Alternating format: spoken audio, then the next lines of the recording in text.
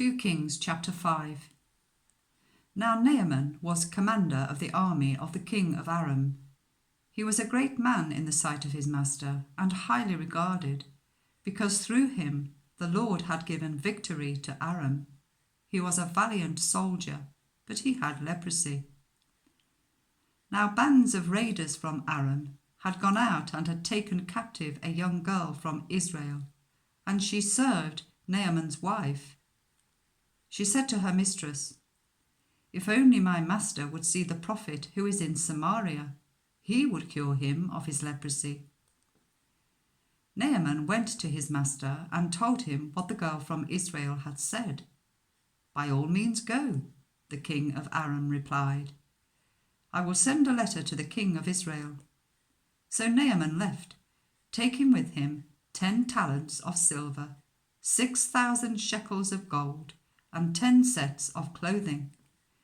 The letter that he took to the king of Israel read, "With this letter I am sending my servant Naaman to you, so that you may cure him of his leprosy." As soon as the king of Israel read the letter, he tore his robes and said, "Am I God? Can I kill and bring back to life? Why does this fellow send someone to me to be cured of his leprosy? See how he is trying to pick a quarrel with me."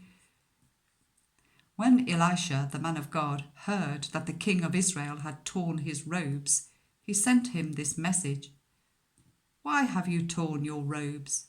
Make the man come to me, and he will know that there is a prophet in Israel." So Naaman went with his horses and chariots and stopped at the door of Elisha's house. Elisha sent a messenger to say to him, "Go, wash yourself 7 times in the Jordan, and your flesh will be restored, and you will be cleansed." But Naaman went away angry and said, "I thought that he would surely come out to me and stand and call on the name of the Lord his God, wave his hand over the spot, and cure me of my leprosy. Are not Abana and Pharpar, the rivers of Damascus, better than all the waters of Israel? Couldn't I wash in them and be cleansed?" So he turned and went off in a rage. Naaman's servants went to him and said, "My father, if the prophet had told you to do some great thing, would you not have done it? How much more then when he tells you, 'Wash and be cleansed'?"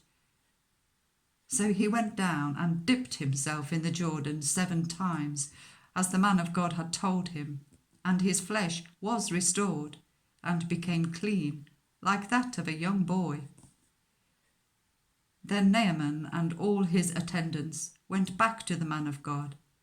He stood before him and said, "Now I know that there is no God in all the world except in Israel. So please accept a gift from your servant." The prophet answered, "As surely as the Lord lives, whom I serve, I will not accept a thing." And even though Naaman urged him, he refused. "If you will not," said Naaman, "please let me, your servant, be given as much earth as a pair of mules can carry. For your servant will never again make burnt offerings and sacrifices to any other god but the Lord. But may the Lord forgive your servant for this one thing.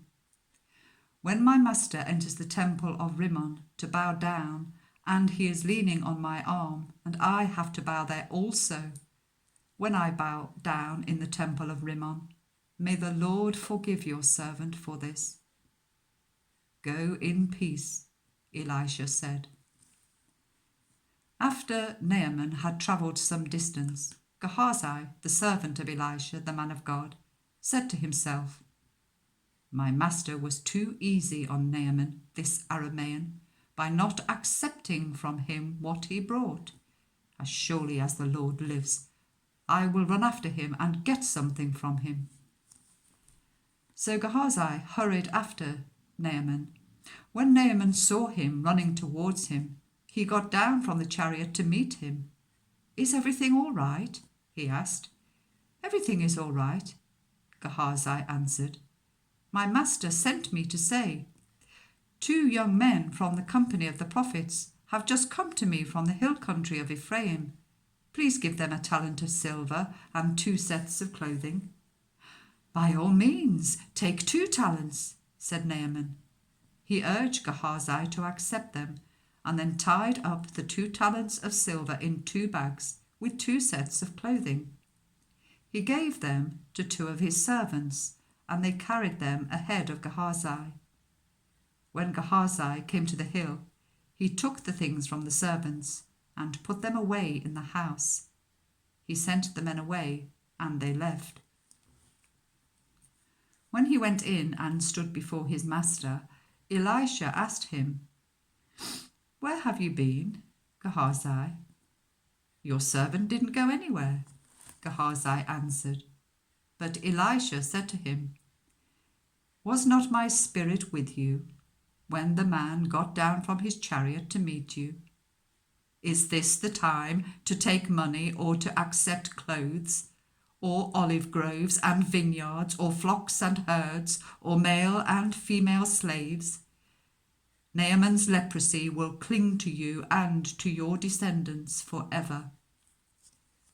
Then Gehazi went from Elisha's presence, and his skin was leprous. It had become as white as snow.